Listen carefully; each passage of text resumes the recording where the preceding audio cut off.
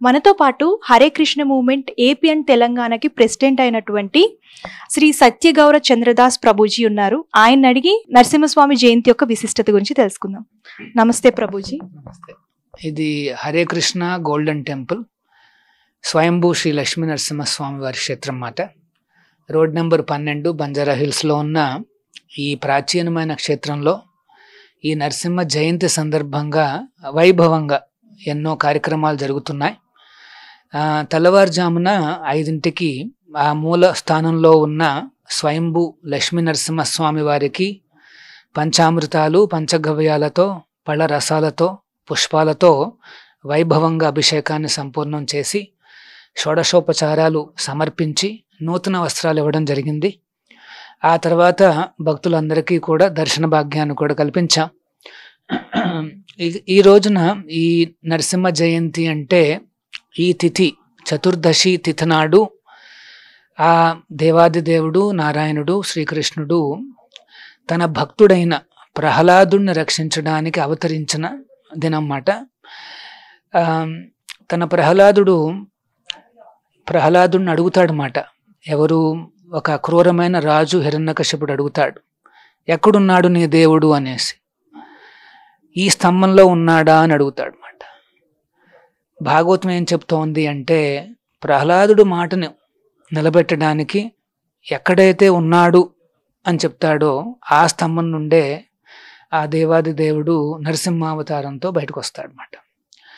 అవతరించిన ఈ రోజున అంటే అభయప్రదాత నరసింహస్వామి తన భక్తులకు అభయాన్ని కలిగించేవాడనమాట. ఆయన అవతరించడానికి మెయిన్ ఉద్దేశం ఏంటంటే ప్రహ్లాదుడి యొక్క ఆనందాన్ని పెంచడానికి. హిరణ్యకశిపుని చంపడం అనేది సెకండరీ. సో ఈ రోజున ఆ సందర్భంగా వేలాది మంది భక్తులకు రావడానికి మరియు ఆ లక్ష్మీ నరసింహస్వామికి సేవలు అందించడానికి ఇక్కడ చాలా ఏర్పాట్లు చేయడం జరిగింది. వచ్చిన ప్రతి భక్తుడు కూడా ఇక్కడ నరసింహస్వామి వారి దర్శనమే కాకుండా రాధా గోవిందుల దర్శనము మరియు హనుమంతుడి దర్శనం అన్ని పూర్తి చేసుకుని తీర్థప్రసాదాలు స్వీకరించి స్వామివారి నామాల్ని కొనియాడుతూ ముఖ్యంగా ఆ లక్ష్మీ నరసింహస్వామి వారి యొక్క జూలన్ అందరూ కూడా చేయొచ్చు మాట. ఉచితంగా అందరూ కూడా సేవలు అందించే అవకాశాన్ని మేము కల్పించాం. తర్వాత కొంతమంది భక్తులు ఏమన్నా సేవలు అందించాలనుకుంటే అర్చన సేవలు, కీర్తనలు, నైవేద్యాలు, ఆ రకంగా పలు రకాలుగా మనం సేవలు అందించవచ్చు. ఇక్కడ గోశాలలో కూడా భాగస్వామ్యాన్ని పంచుకోవచ్చు అన్నమాట. సో అందరూ కూడా మీరు మీ ఫ్యామిలీ మెంబర్స్తో సహా వచ్చి లక్ష్మీ నరసింహ దర్శనం చేసుకుని స్వామివారి కృపకు పాత్రలు కావాలని కోరుకుంటున్నాం. స్వాగతం. ఈ టెంపుల్ యొక్క విశిష్టత కూడా చెప్పండి. అంటే చాలా మంది అంటున్నారు 800 ఏళ్ల కంటే ముందు నుంచి ఉంది అని చెప్పేసి, దాని గురించి వివరించి. యాక్చువల్గా ఈ క్షేత్రము 8th సెంచరీ టెంపుల్ అని చెప్పబడింది. ఎండోమెంట్ రికార్డ్స్లో కూడా 8th or 9th సెంచరీ అన్నట్టుగా రికార్డ్ చేస్తుంది అన్నమాట. అంటే 1200 ఇయర్స్కి పైనే ఇది చాలా ప్రాచీనమైన దేవస్థానం. ఇది ఒక తపోభూమి అని చెప్తారు. క్షేత్ర పురాణం ప్రకారము పరమశివుడే స్వయంగా తపస్సు చేసిన స్థలం ఇది. ఆ లక్ష్మీ నరసింహ దర్శనార్థమై తపస్సు చేయగా స్వామివారి దర్శనం ఇచ్చి నరసింహస్వామి తన చేతిలో ఉన్న శంఖాన్ని ఆ పరమశివుడి శిరస్సుపై మోపితే ఆ శివుడికి పేరు ఇక్కడ పాంచజన్య ఈశ్వరుడు అని పేరు అన్నమాట. యాక్చువల్గా శివుడిని మనం గమనిస్తే ఆ శిరస్సు పైన అంటే లింగం పైన ఒక చిన్న శంఖం కనిపిస్తుంది.